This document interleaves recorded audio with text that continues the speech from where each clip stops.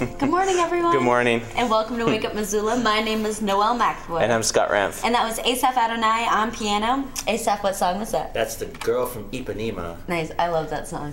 Nice. Well, hello, everyone. It is Friday. Yes. TGIF. Oh, and we have a great show for you. We have a guest today. Bob Lukes is here, going to be talking about Celtic Fest, which is this weekend. Yep. Friday and Saturday. Yeah, I'm really excited. Yeah. And then, you know, we've got City Council and weather and events. Megs. And of course, it's Friday, and we always show videos produced by our kids. Yes. MCAT Kids. MCAT Kids. So it's gonna be a stop animation rap battle. Nice, gosh. This is the best one. You guys are in for a treat. Yeah. This is the greatest stop motion video I've seen. Well, one of them.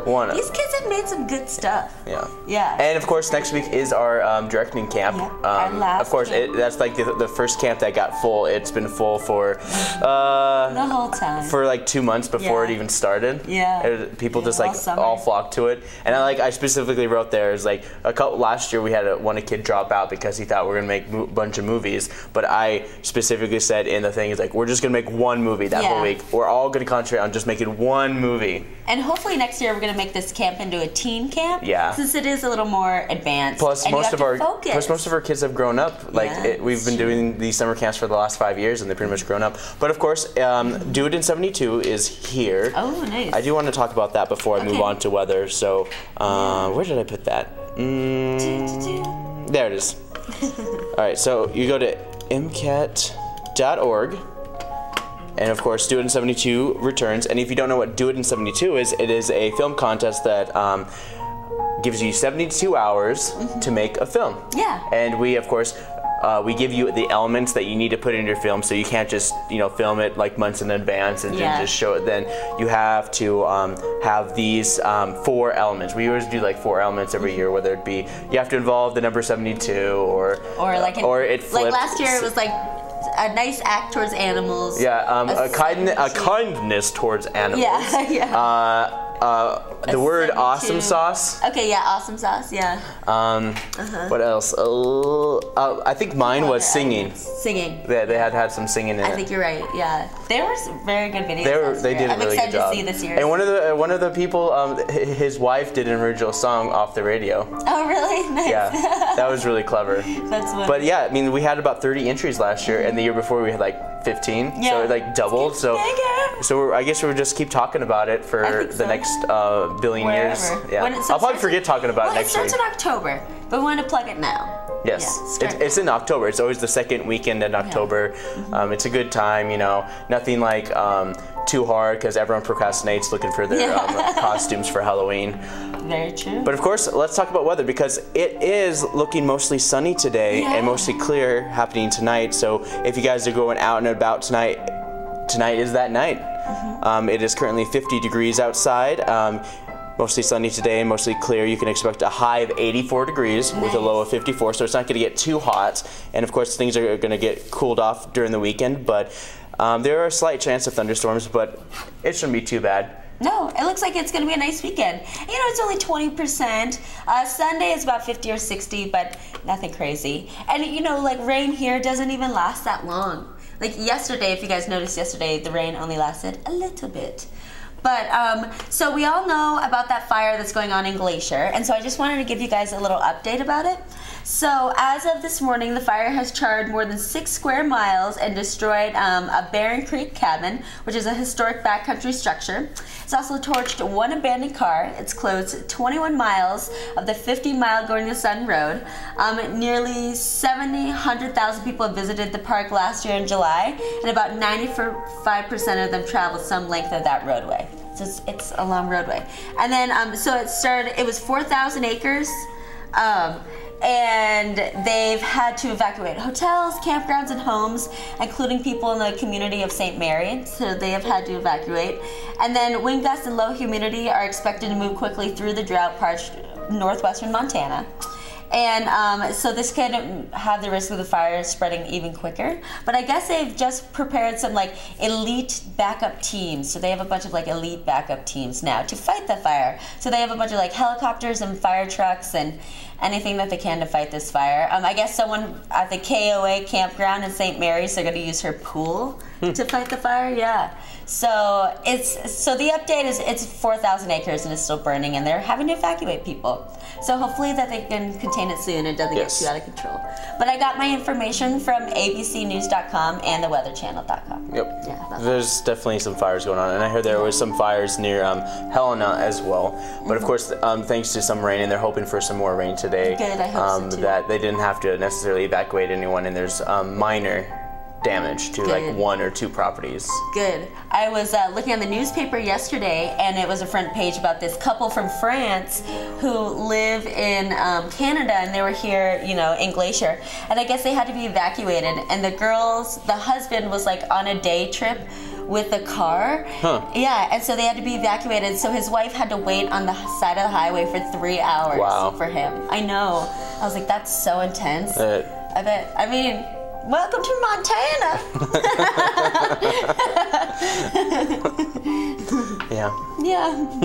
Pretty intense though. But let's do some social networking right now. So if you want to find out more information about Wake Up Missoula and our morning show, or MCAT, you can log on to wakeupmissoula.wix.com/wakeupmissoula. So nice, we named it twice. You can also go to, I have to say it. I know, that's good. You can go to our Facebook page, aptly called the same thing, Wake Up Missoula. You can also follow us on Twitter, which is @WakeUpMissoula. Yeah. MCAT has their own Twitter feed you can follow, and it is @MCAT TV Missoula, along with Missoula Community Access Television on Facebook. But if you go to MCAT on Facebook, I'm pretty sure you go to the medical examination. Yeah. And of course, MCAT.org, where you can find all sorts of wonderful things, and you can put your video on TV. If you have a link to send us and you want to put your show on television, we can facilitate that. But also, if you want to come on our show and talk about your event, your cause, your rally, your concert, anything like that, you can get in contact with us, MCAT@MCAT.org, or you can call us at 542-6228, otherwise known as 542 MCAT. Yes. Woo! We have that timed out. We've been doing this like months. It was rough at first. Yeah, it was really and then there was a couple times where I would just say it, and then I would be very resistant. Yes. I'm okay with it now. But of course, we do have new programming, and we're going to bring out Bob to talk about the Celtic Fest right after this.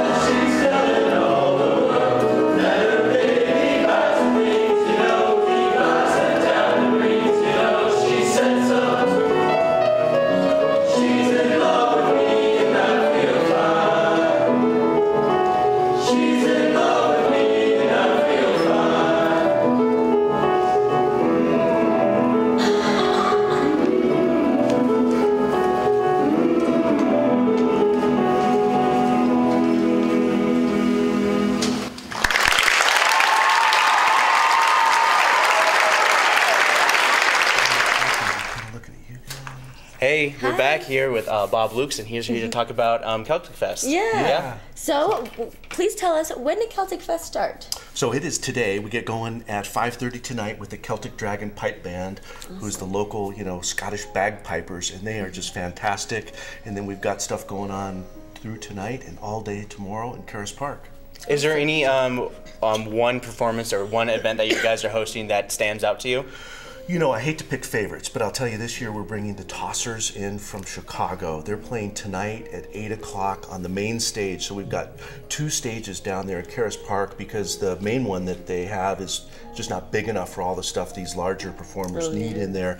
So we set up, as you can see on our website here, we set up another stage on the east side of Higgins. The Tossers are coming in. They're really very popular in the Celtic rock world right now out of Chicago. Just fantastic, kind of this Irish drinking music. It's really fun stuff. 8 o'clock tonight. The Screaming Orphans are on at 6. So they've been here before. 4 sisters from Ireland that play Celtic rock. They're just a ton of fun too. They're great. So, and they're funny. Like the banter between there. It's just hilarious to watch. Yeah, they're really funny gals. And then so tomorrow we get going at noon in Caras Park. We've got kind of a kid zone out there all day, which is a ton of fun for families. We got a freckle contest, a red hair contest. We've got lessons, Irish dance lessons for the kids, all free admission, and then of course performances all day long, Celtic vendors out there all day long, and it's just a ton of fun. I think one of my questions I want to ask is that you know, Celtic Fest is here, and like just a couple months ago there was St. Patrick's Day. So what's the big difference between Celtic Fest and St. Patty's Day? Well, I guess, yeah, St. Patty's Day, I guess, is an annual celebration that's done around the world of particularly, I guess, Irish culture. And so we're not just an Irish festival, we're a Celtic festival, so kind of embracing Scotland and other elements of Celtic tradition. And I guess this is particularly a Missoula thing, right? So what we ended up picking is just hopefully a beautiful day every summer to do this event.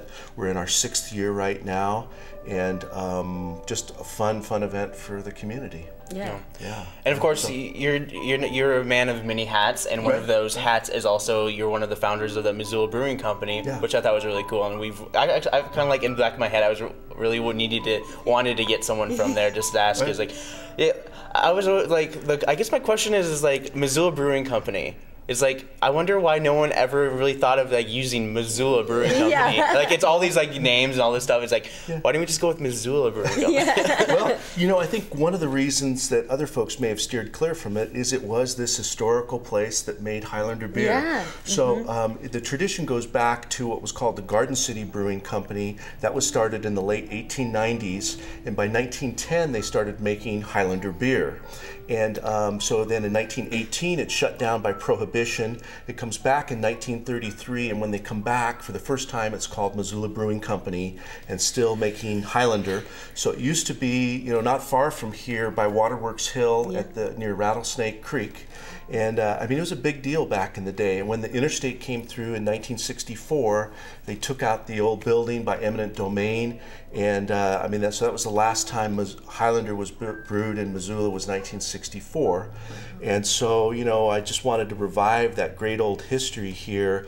So we started by contracting with Great Northern up in Whitefish. They made the beer for us starting in 2008. But the vision all along was to build a brewery back in Missoula, have Missoula Brewing Company be back in Missoula. And so we just had our grand opening yesterday. We're just off of North Reserve Street, right behind Carl Tyler Chevrolet. There's a big tap room out there. We're right on Grant Creek. We serve pizza and salads too, and so we're hoping to see everybody out there. Yeah, that's great. Thank you very much. Well, thanks for joining us. Of course, this is Bob Lukes. He's here talking about Celtic Fest. It starts at 5? Starts at 5:30 today. It's all at CelticFestivalMissoula.com, the whole schedule. And we didn't talk about all the performers tomorrow too, but there's a ton of great stuff going on Saturday all day long and into the evening. The Young Dubliners are going to be back Saturday night. Awesome. So a ton of fun. Awesome. All right. Well, thank you. Do you have anything else you want to say? I would pitch the road bowling. Yeah, so we do Irish. So we do Irish road bowling. So it starts at 9 a.m. tomorrow morning. That's actually down near Florence. It's this ancient Irish game where you roll like this 28-gram, or is it ounce? 28-ounce cannonball down a country road. It's measured off for about 1.5 miles. The fewest strokes to cross that distance win. There's tee times on the website. It's really fun. You can sign up for a tee time. I think some are still available. So we have teams. They wear uniforms. Some of them do. And anyway, lots of fun.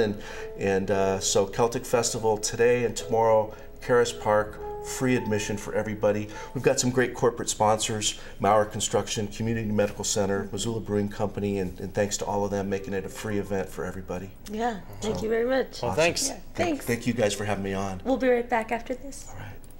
I'm Montana Hope. I am Montana Hope.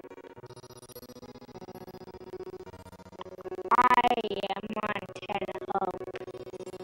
For the last 30 years, the Montana Hope Project has been granting wishes to Montana children who face life-threatening illnesses.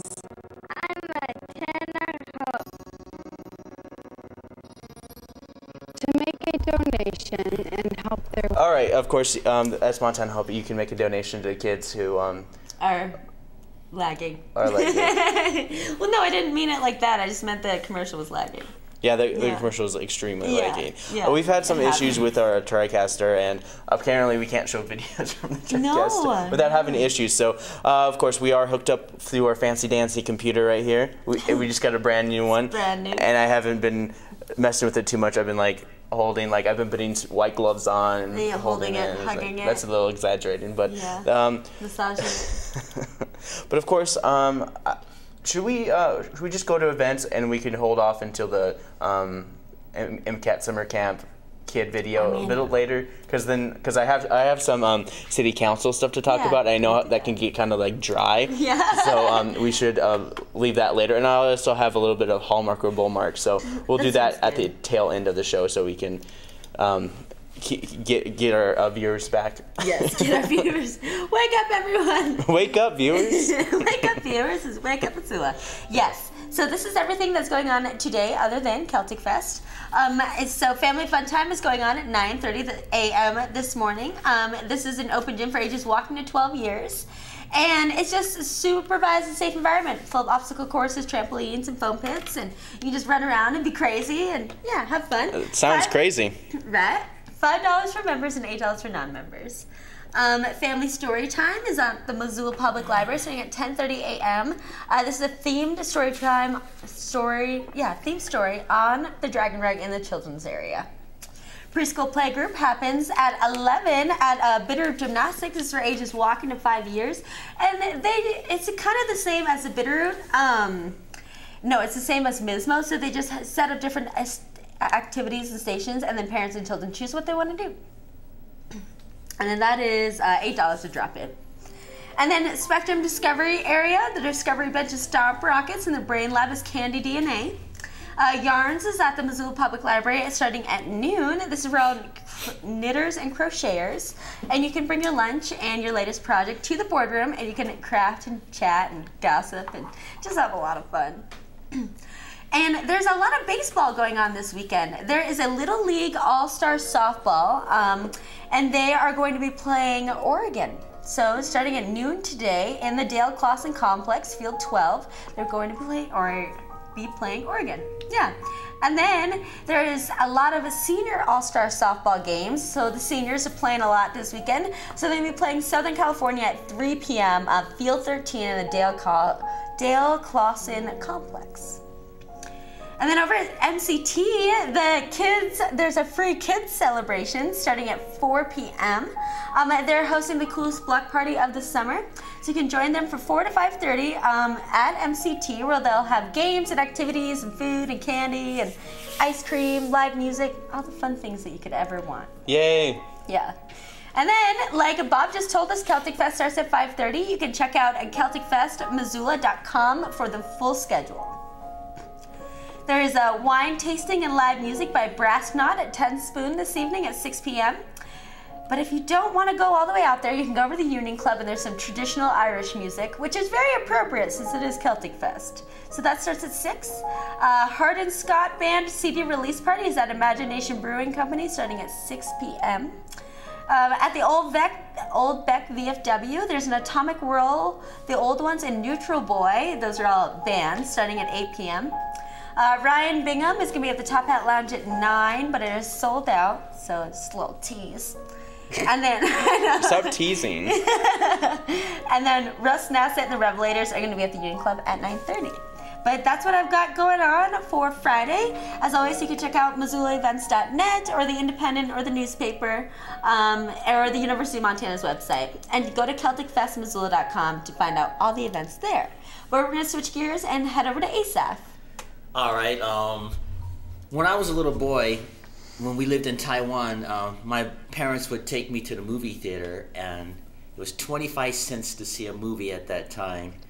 And so living overseas, they showed a lot of movies like Destroy All Monsters, and this movie had 3 main monster characters. The original Godzilla, then there was Rodan, and there was Mothra. And Mothra is like this, I don't know how to describe it. He just kind of crawled on the ground like a snake. It's kind of creepy looking. Yeah. And Rodan had these wings, and he like just zap buildings. Fire would come out his mouth. And so there was no one that could fight these monsters. Now the reason I'm bringing this up is because I'm going to talk about a character named Ultraman. The Japanese version is Ultraman. And we can start with this clip right here. Okay. It's in Japanese, so I'll tell you what's going on. This is the Science Patrol, and they save the world from monsters that attack the Earth. Now there's a creature named Zarab. He turned himself into Ultraman. The evil Ultraman. This is the commander. They all think it's the real Ultraman, but we're the creatures. This guy here, he's the real Ultraman. He has what's called a beta capsule in his pocket. And when he pushes that, he becomes the real Ultraman.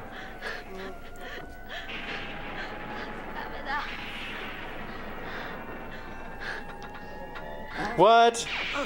Tears are like acid? Yes, I know. That's the way it was then. So now Hayata is his name. He's going to tell this boy to disappear so he can turn into Ultraman and go after that fake Ultraman in this scene. That's his beta capsule. Yeah. Sweet. And there's the fake. Now, very quickly, to give you the flyover, and you can show still pictures of Ultraman while I'm talking. Okay. Basically, that's Ultraman. Basically, Ultraman's chasing a monster named Bemlar, who fled from M78 in the 40th galaxy. So the original Ultraman went after him, and when Bemlar went into the Earth's atmosphere, he kills Hayata. So what Ultraman does is he gives his life to Hayata, so they become one. Oh. And they decide to fight the monsters and so on. Cool. Now let's show that final clip real quick. All right. And it was, what number was it? Oh, let's see. It was 110 to 246. Okay, perfect. Probably. Oh, we got it already. Okay, this is when he becomes Ultraman. 110. This is how he becomes. Back it a little. Yeah. Okay, here we go. There's Let's start Hayata. from there. Yeah. This is how he becomes the real Ultraman. What?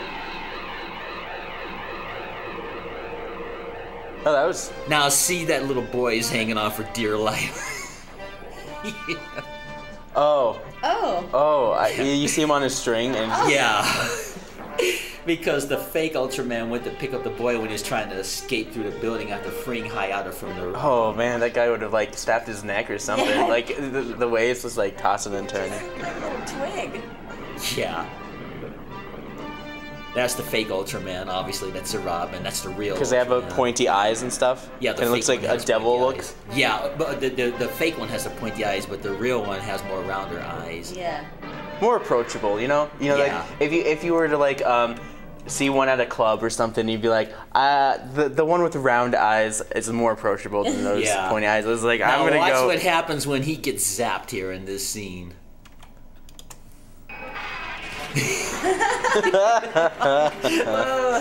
So Ultraman had these powers. What? Oh yeah, he's turning back. Yeah, that's the real monster. So that gives you an idea. Ultraman spends his whole career fighting all the monsters and protecting the world. And my final words, the actor, comedian Will Smith, he was on a talk show once and he used to talk about Ultraman. And what made that interview funny was nobody in the audience knew who Ultraman was. Oh, really? Yeah, and even the host did not know who Ultraman was. So the more Will Smith tried to explain the character, the funnier it got.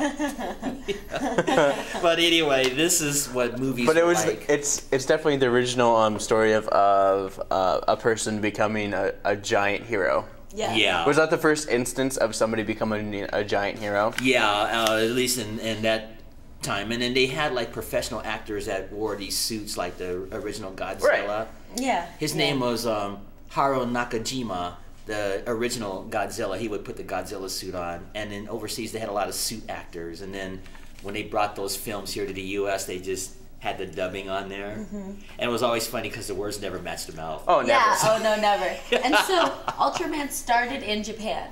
Yeah, Cool. 1966. That's awesome. And that's when we lived in Taiwan at Yeah. that time. There's like a very similar Japanese show called Japanese. It's Spider-Man, but it's Japanese version of Spider-Man, which is ridiculous. Is it? And it's basically he has all the powers of Spider-Man, but he gets his powers from Planet Spider, and he has a wristwatch where he's able to call his giant robot. Yeah. And I gotta say, it's like that's probably like the best version of Spider-Man ever. And it ran for a while. It was Really? a TV series, and it was probably like the best live-action TV series that existed. They tried to do one in America, but Yeah. it didn't work as well. But that one that they did, they did like probably like 100+ episodes. Yeah, and you know, they not only had Ultraman and stuff, but they also had like Johnny Sacco and his flying robot. They were all basically the same. Johnny Sacco was this little 10-year-old kid that controlled this big giant robot that fought monsters. Yeah. Every kid's fantasy. Yeah, so Yeah. they induct him into fighting monsters in that Johnny Sacco series. So That's awesome. that's my little story of Ultraman. Thanks, Asaph. That was really interesting. Okay. I never knew Ultraman before. Yeah, well, if you ever get a chance to watch the pilot, it's on YouTube. I'd love to. That's Yeah, I really had a little Ultraman toy. Oh, you did? And then okay. I also I got the toy that actually linked him up to even a bigger robot because he has his super ultra form or whatever. Well, we always watched Godzilla and Ultraman movies and stuff when I was a boy. And then they collaborated too, Godzilla versus Ultraman once. Mm-hmm. I saw that. It was interesting at first. It was just like, oh wow. And then they fought each other for a bit, and then there was an even bigger enemy. And then they put aside their differences, and they fought the big monster. Basically, like every movie ever, but it was the first one who did it. It was all the same plot. Whether you're watching Johnny Sacco or a Marine Boy or any of those Japanese cartoons, including Speed Racer, the original one. Because you never mess with the formula. But of course, Speed Racer was one of probably the only shows that didn't have the same plot every episode. Yeah. I mean, the idea is that they go on a race, but they would still be on that race for like 5 or 6 episodes. Yeah. And then they would go to a new race, and then that would last for 10 episodes. Well, you know they made a overarching plots. Yeah. You know they made a movie, Speed Racer movie. Did you Yeah. know that with the actor John Goodman? Oh, really? Yeah. What year was that? Probably about 10 years ago or so more by bad. now. It was really bad. It was really a bad film. It was pretty bad. You know what? I like John Goodman. Yeah, I do too. But yeah, it was Emil Hirsch, John Goodman, Matthew Fox, Christina Ricci was in that movie. I love her. Why was she in that? Because she was the love interest of Speed Racer. And I can totally tell she was making fun of herself Really? the whole movie. I think all those actors were making fun of themselves. So when you were growing up in the 60s, those And the guys who made it were the guys who made The Matrix. The guys who made The Matrix series made Speed Racer. Why wasn't Keanu in there? Keanu? Oh, he probably was. Reeves. Was he in there? Well, but you can't make a really good. Speed They've rebooted Speed Racer so many times. They can't make it as good as the original because the original was so cheesy. Yeah. Because I remember there was this huge fight scene and the dad's sitting on this guy and he's pulling legs and he's almost like he's ripping the guy in half and and the fight is ridiculous. And it's what am I watching? But that's the way it was when I was growing up. It's You got to see all hilarious, those ridiculous. Japanese flavored movies. And they cut out so much stuff in the American version because they had old Japanese videos and it's just wow. They drew their body parts, and they cut that out in the American version. And I didn't know that until I became an adult, and it's wow, that's uncomfortable. Yeah.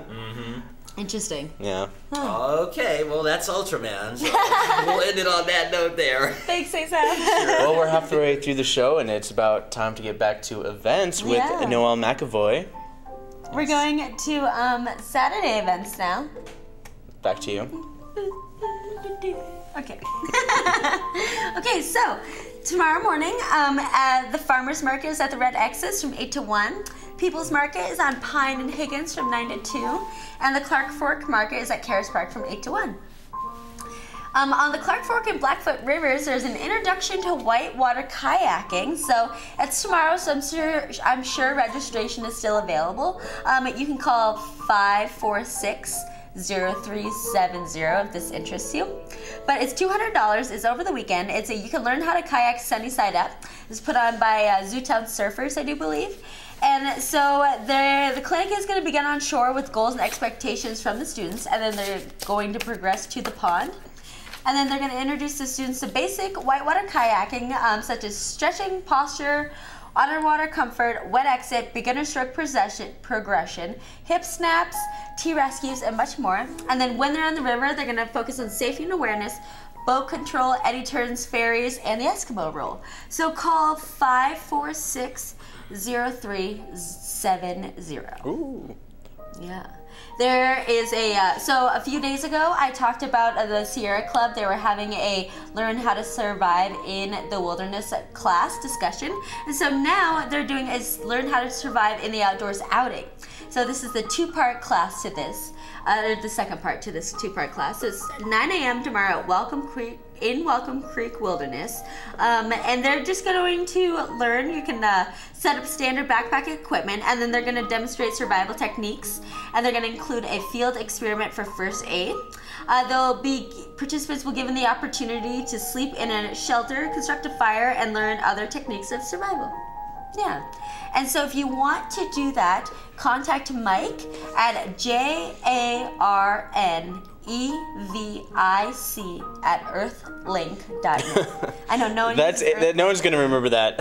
Jarnevic. Jarnevic at earthlink.net. Yeah, I know no one uses it. But if that sounds interesting to you and you want to find out more information, just go to MissoulaEvents.net on the Saturday page and you'll find it. But you can also go to Sierra Club Montana as well. Yep. They have a bunch of these outings like all the time. All the time, Like yeah. most Saturdays. Yeah, which is great. Yeah.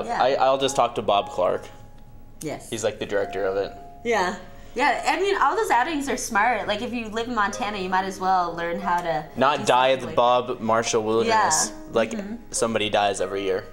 I'm sure. Yeah, there always someone dies every year. I believe it, I'm not cynical. It's a fact. No, people just aren't prepared. People like go out into Bob Marshall's and is like, this is nice. Oh, wait, where am I?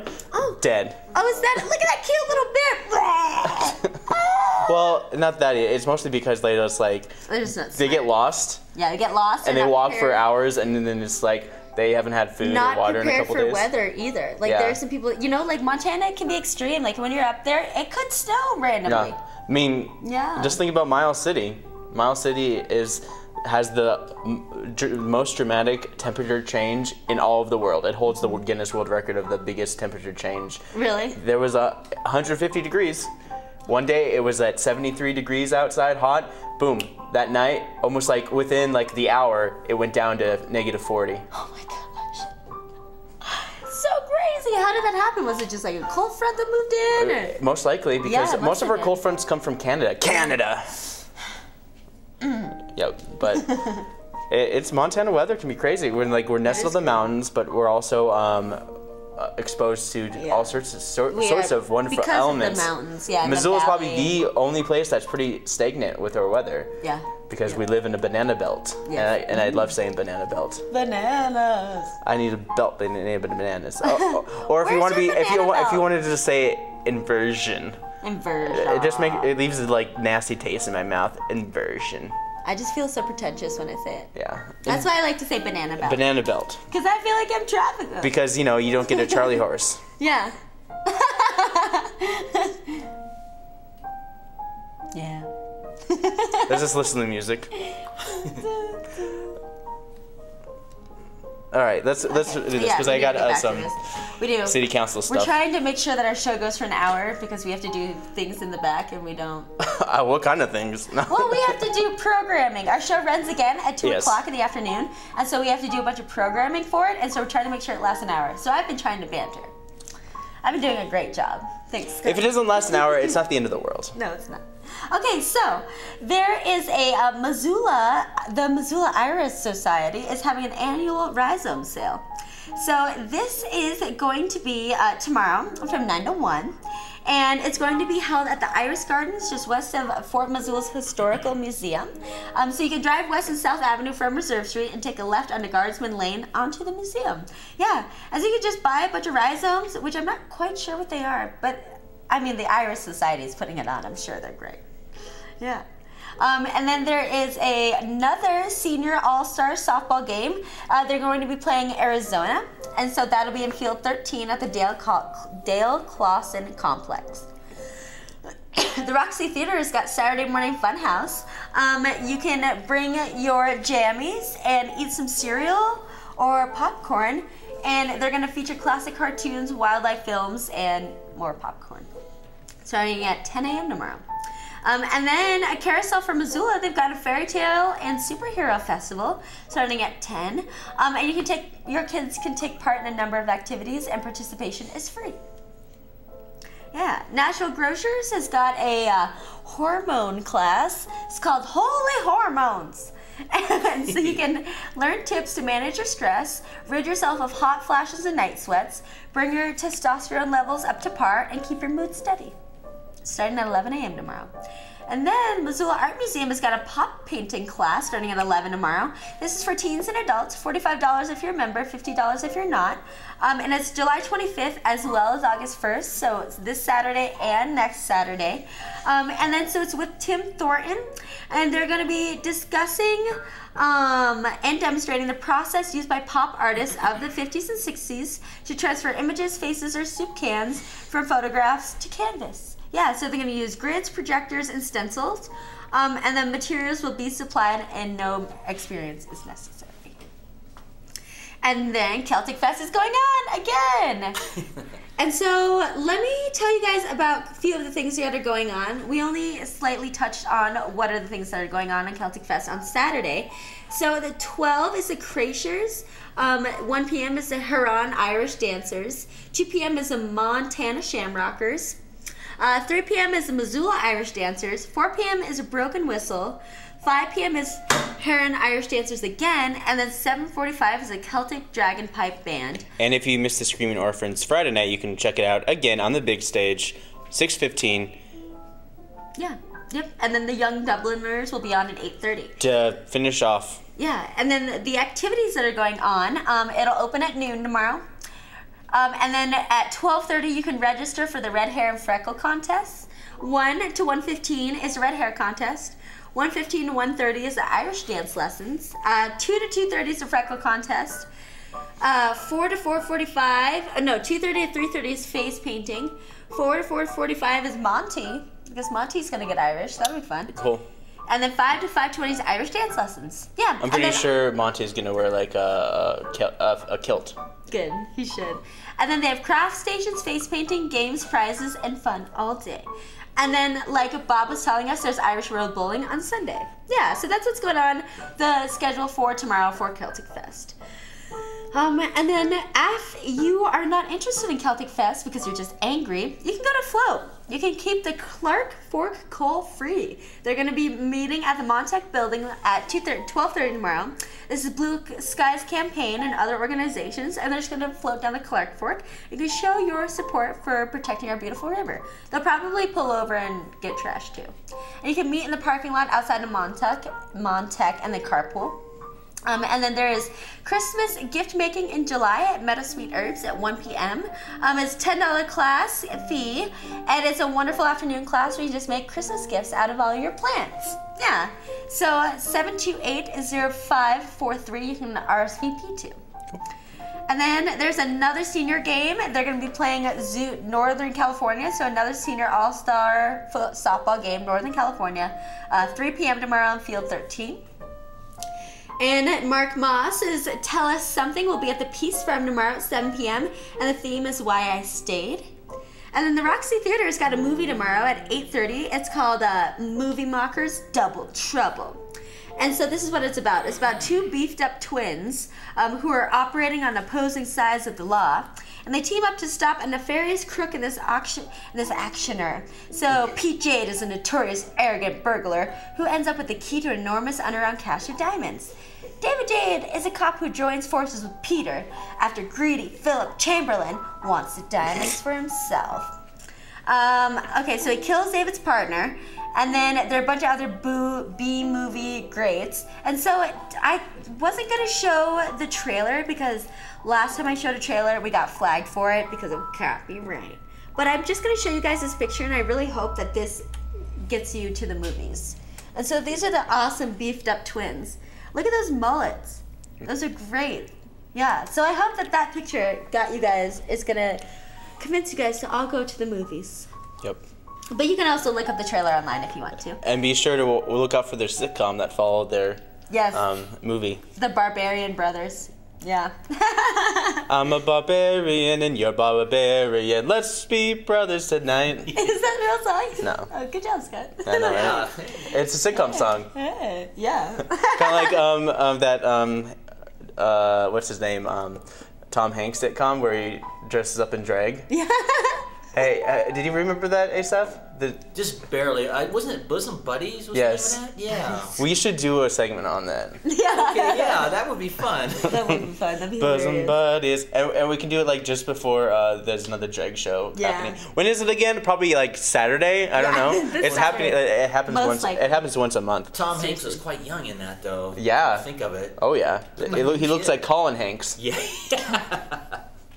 Yeah, let's do that. That'll be fun. Yeah, Yeah. you should. Yeah. We should Okay. save it for like a Friday before a drag show, just to kind of like bridge the gap. Bridge the gap. Well, maybe if I could figure out how to play the theme song to that, if it's possible, I can use it. Yeah, when we great. do that. I think that'd be We'll cool. look forward to that. Yeah.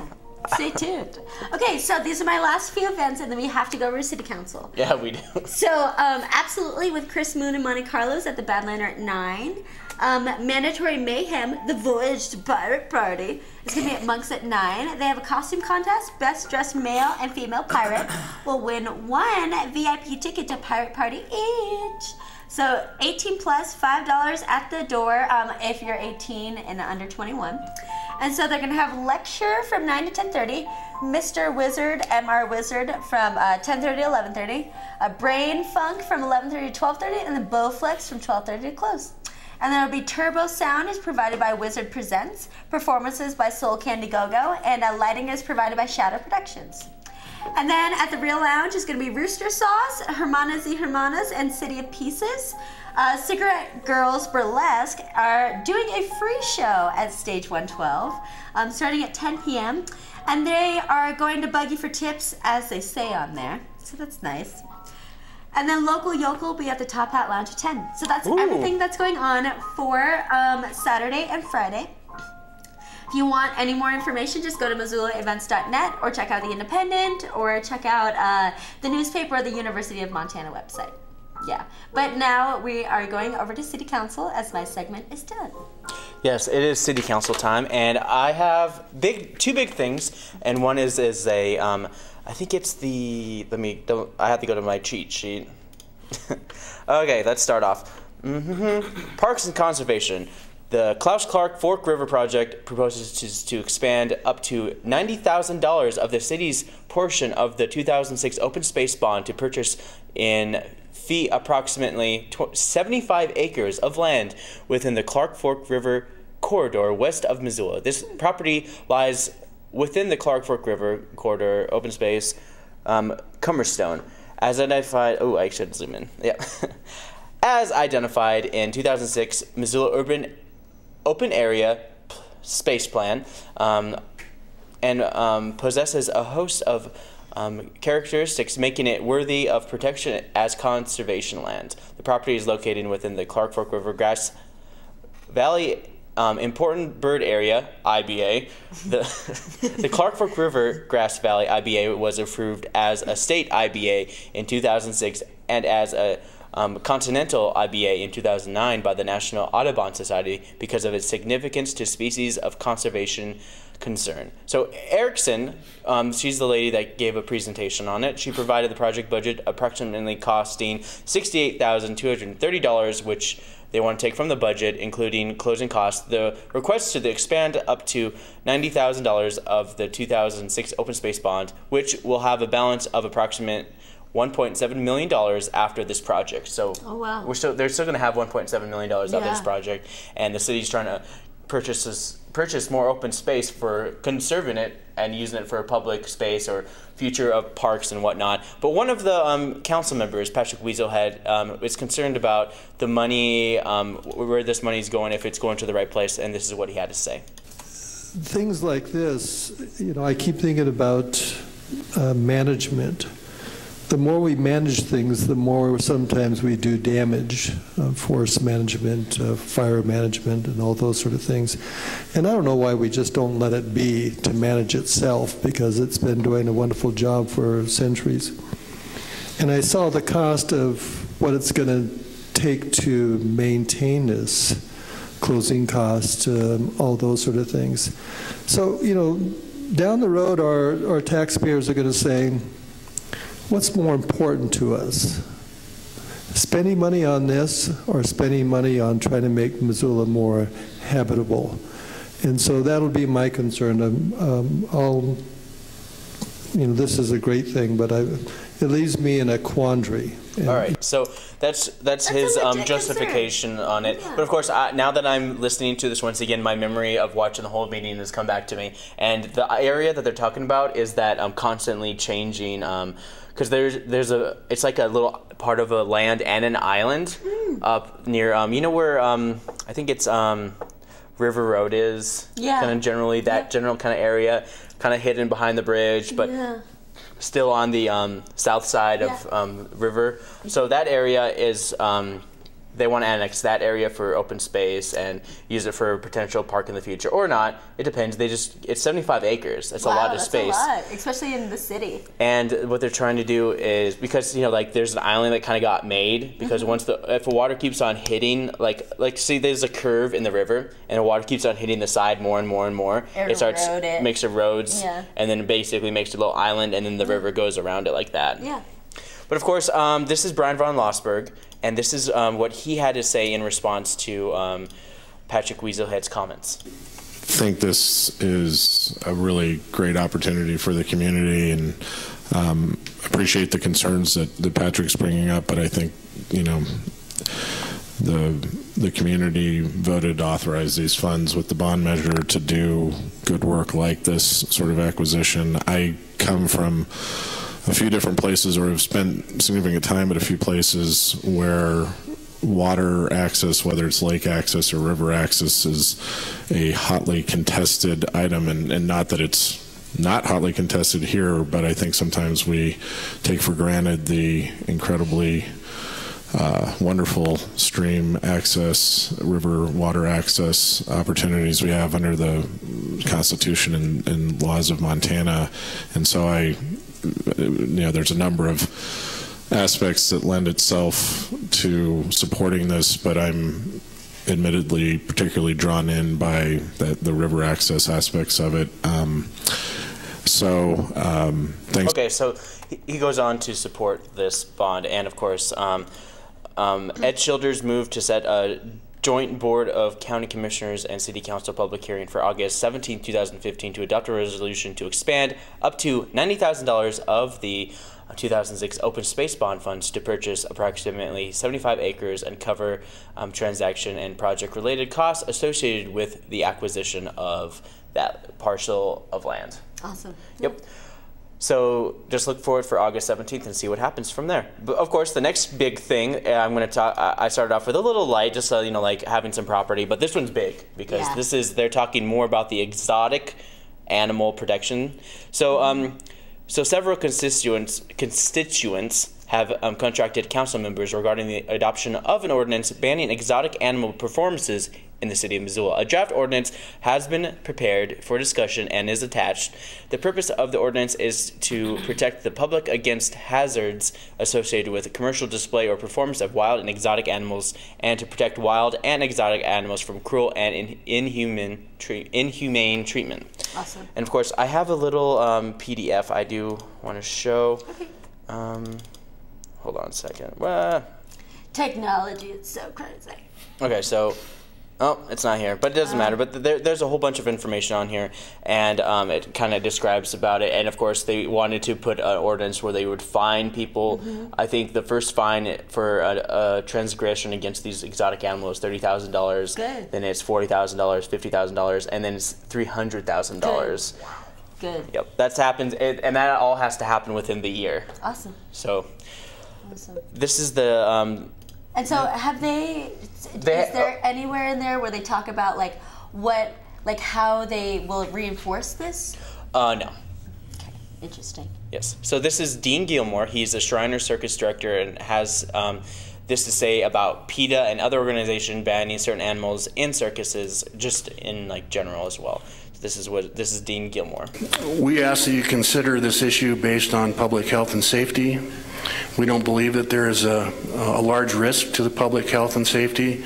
There hasn't been one in the last 65 years that we've had the circus in Missoula.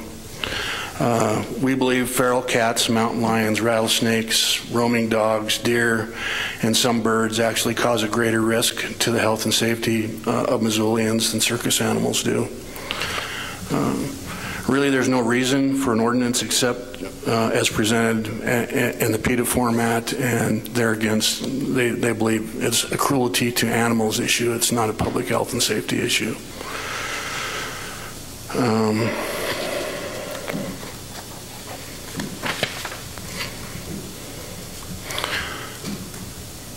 The circus currently, we believe, I looked this up, and I'm sure that you've all seen these laws, but we believe that we're currently, and our circus contractors currently following USDA Title VII of the Animal Welfare Act, Montana Code 45-8-211, cruelty to animals, and Missoula Codes 6.07.460 and 6.07.470, cruelty to animals and protection of animals kept in captivity. And while they might not specifically state circuses, what I was able to find is that it does mention animal handlers. And I believe that there's a specific issue that they're written into the law, and I believe they have to be licensed or they have to be certified to be able to handle animals, and our circus does comply with that. All right, so that's what he had to say about that. But of course, our next person, okay, so Gilmore went on to say that he has not been, there hasn't been an incident in over 60 years with the circus, and is in good terms with the Adams Center, where they have hosted these for many years. Of course, Patrick Weaselhead asks Gilmore questions about the level of positive versus negative feedback from the circus goers, and this is how Gilmore, actually, I'll have that right here. History of working with the circus. How often do you hear from naysayers that this is animal cruelty, and how often do you hear that this is an educational benefit for children? Well, I guess as an educational benefit for children, I don't necessarily hear that, but I think that's a relative statement. Is it educational? I believe it is. Other people might have a different opinion of that. I think the first time a young child sees an elephant in real life or a tiger in real life for the first time, it's like, whoa, you know, that's pretty cool. And I think, you know, that's an impression on them, and I certainly do believe that that's an educational issue. As far as being receiving any complaints, yes. As far as I can remember, I've been the circus director again for 10 years, and we've been picketed each year by PETA. And I truly believe that that's the reason that we're here today, is because they are trying to further their own issue. Yep. So, yeah, he kind of went on to I just don't understand. Specifically go with PETA, but of course we've had we've had it from their side, but now we have a couple concerned citizens slash mothers who have kind of be like they're spearheading this ordinance as well, and being a part of that, doing petitions and stuff. And this is Brianne Ender, and she says her son doesn't want to go to the circus because of the animals, and thinks circuses need to they don't need animals to learn from circuses and all that stuff. So this is Brianne right here. Our animals there. I believe it's healthier for the children and our community to experience other educational opportunities, such as going out in their own backyards and hiking up the rattlesnake and seeing the wild animals and learning education that way.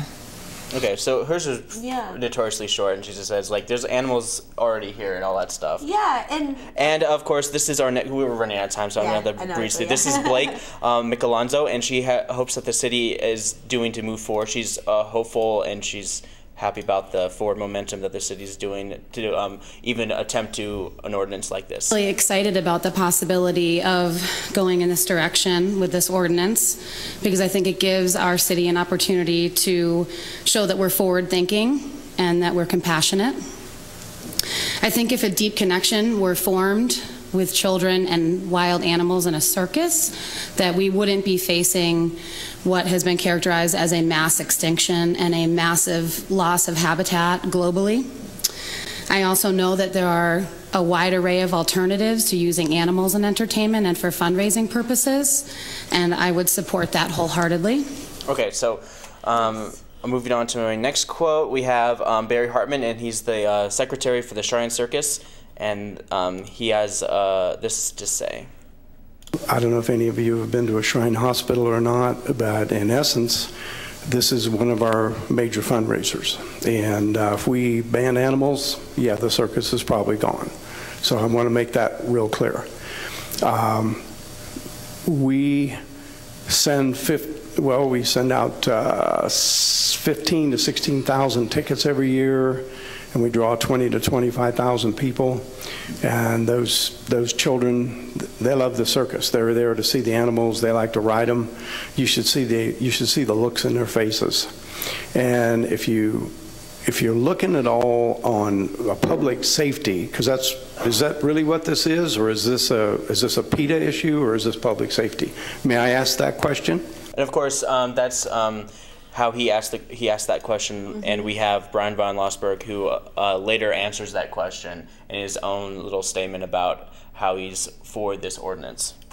I think that's a false dichotomy, setting it up between that it's either a public safety thing or a PETA thing. I'm not a member of PETA, and my concerns about public safety are far lower than they are about the treatment of the animals. And I think there's a multitude of opinions on that, and I honestly say this with the greatest respect for the work that you guys have done for the number of years, and I don't take making this motion and considering this ordinance lightly, and I very much do not want to see the end of the circus. That said, I want to offer at least an alternative view on this as someone who did go to the circus as a child with my parents, and as someone who's the father of a 3-year-old. And again, I say this with no disrespect for the good work that you do. We won't bring our daughter to the circus because of the wild animals at the circus. And I think that's a perspective that you may have heard from other venues, maybe not, but I want to be explicit about that. We would be happy to come to the circus and support your good work, and I really appreciate what you do for the children.